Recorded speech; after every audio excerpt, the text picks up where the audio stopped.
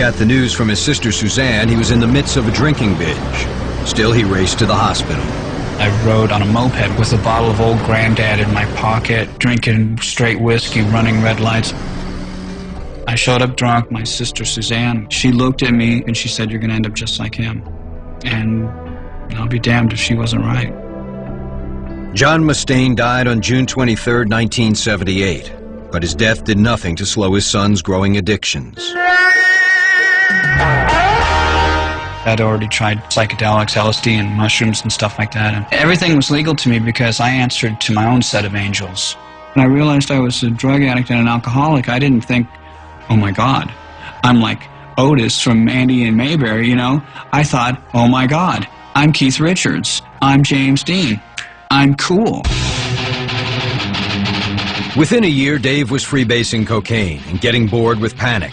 Then in the fall of '81, he saw a newspaper ad for a guitar player. It had been placed by a band called Metallica.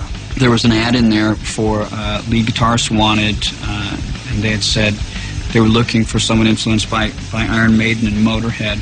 I just got this phone call from this guy who basically just called up and started talking. I mean, after hello, I don't think I said anything for like the next 10 minutes. It was just going blah, blah, blah, blah, blah, blah. So I go to audition for this band, and I took my amps and everything, and I plugged in, and I'm warming up. He had this shrieking lead sound that would cut through any soundproofing. Everything just was exploding out of everywhere of him. I said, well, are we going to audition? And they said, no, you got the job. Dave Mustaine believed he'd finally found a place in the world where he fit in. Wow! But his sanctuary would be short-lived. Next, Mustaine and Metallica duke it out. He was on the road to killing possibly all of us at one point. And later, Dave's Dance with Death. They took me to an emergency room, and then I died.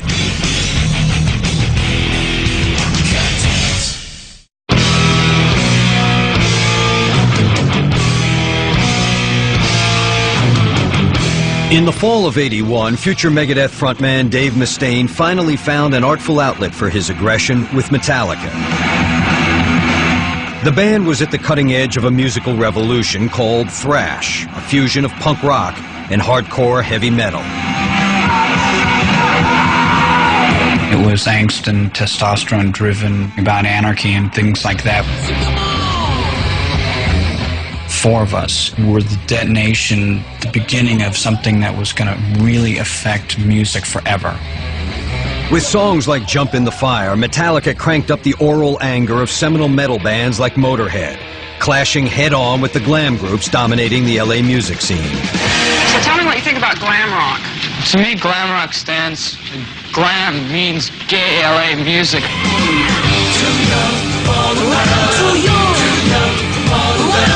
We had grown up in LA and saw all of the BS rock star podium, you know, big wig hairdo stuff, and we were so against any of that. Would you please welcome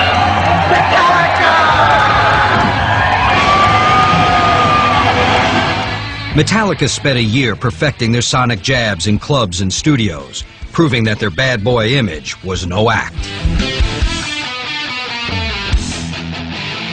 When I would go to rehearsal, I would leave the dogs there to watch the drugs. And one day I took one of the dogs with me, and she put her paws up on Ron McGovney's car and scratched the front panel. The pit bull started jumping on my car, scratching it all up. When I hear James yelling at Dave saying, "Hey, get your frickin' dogs off of Ron's car." And James kicked the dog. Now, everyone thinks I kicked James' dog, and it wasn't that way. James kicked my dog, and that's where we went, don't do this, oh, don't do this, or you're going to get fired. When I hear James yelling at Dave, and all of a sudden Dave just came unglued. "Don't you say this kind of crap about my dogs." And they're nose to nose. "Shut up or I'm going to hit you." And then the bass player goes, "You hit him, you're going to have to hit me first." And then James goes, "You hit him, you're going to have to hit me first." And I said, "You win, James." And I belted him in the mouth. Knocked him across the room. He wasn't even expecting it. And the bass player jumped me, and I flipped him. He threw me against the wall like a big judo throw. And we just got into, "Get out of here, you're out of the band, you know? All right, F you, blah, blah, blah." And he goes in, packs up all his stuff, leaves, comes back the next day. Can I be back in the band? You go, all right, okay, you're back in the band. Dave was pretty much a Jekyll and Hyde. That started perpetuating the Dave's an asshole rumor, because as far as anybody knew, I was just a badass on guitar that liked to fight and drink. Well, it just got worse. I wasn't home one time, and Dave was sitting there drinking, and my bass was on a guitar stand, and he decided to take a whole beer and just pour it right into the pickups on my bass. Just down the whole thing in there. I didn't know anything about it. Go plug it in. About blew me across the room. Shocked the hell out of me. I told Dave, look, you guys get the F out of my house. James, get out. You're going to have to leave. I mean, that's it. I can't take it anymore.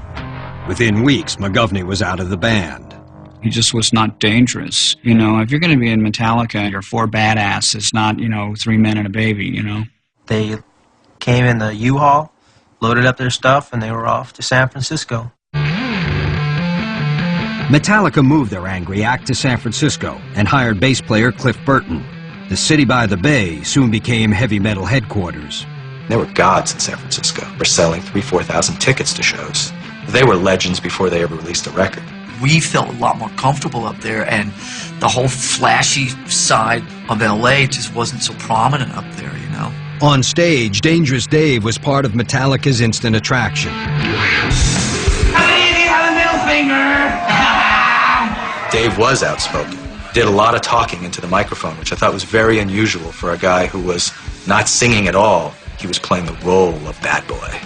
And he played it well. I mean, he was a pretty scary guy. It seemed to me like I was the leader of the band because I had big balls and I wasn't going to take shit from anybody. Metallica quickly drew allegiance from an underground army of angst-ridden teens already armed with the sounds of the new wave of British heavy metal. We were all followers of the new wave of British heavy metal. Metallica's music was kind of like these groups, but Americanized, more powerful, more straightforward. I had never heard like such a twin rhythm guitar kind of deal going on. Their music just had more speed or something to it, and it blew me away. So you couldn't read about it in mainstream magazines. You couldn't hear it on the radio. There certainly was no MTV or videos or VH1. It was really about a network. By the beginning of 1983, Metallica had punched out a 7-song demo tape, No Life Till Leather, that quickly became legendary in the American metal underground. What the music was speaking about, the lyrics and the lifestyle, that really hit home to a lot of kids for that time period. We are you and you are us. On the No Life Till Leather demo, James says, we are Metallica, you are Metallica. And that was sort of the ethic that lived, with all these fans and all these bands. That March, aspiring metal manager Johnny Zazula heard the tape and convinced Metallica to move to New York. Are you planning to do any recording soon? May 1st, Rochester, New York. With James Hetfield's pickup in tow, Metallica hit the road in a U-Haul. The back went down and you were locked in there, and whatever happened back there, if you could afford a flashlight, you were king, But there was no light, no anything back there. You just get rotted and sleep, hopefully. I hope the gear didn't fall and crush you. While I was in the back of this truck, rust came down from the ceiling and got in my eyes. I said, I got to get to an emergency room because I've got metal shavings in my eyes. And they didn't want to stop till we got to Old Bridge. Dave's dark side soon got the best of him. There's two kinds of drunks. There's happy drunks and there's violent drunks. And I would get violent. He just went totally psycho on some people in this restaurant and almost caused this big fight. We started to see that he was on the road to killing possibly all of us. Before they even reached New York, James and Lars were listening to other bands' demos, hoping to find a replacement for Dave Mustaine. We're playing tapes in the cab of the truck while he's asleep in the back on some stained mattress. I mean, that was the whole ugliness of that U-Haul trip. Metallica arrived in New York in April of '83. Their first order of business was to rid themselves of Dave Mustaine. All I remember was waking up and then being circled around me, and I just looked up. Wake up, Dave, Get up, you're out of the band. And I said, what, no warning, no second chance? It was almost like execution style. We just walked in, woke him up, fired him, grabbed him in his shit and took him down to the bus stop, and the whole thing took, 45 minutes. It does sound pretty bad, wake up, bye, but it really had to happen that way.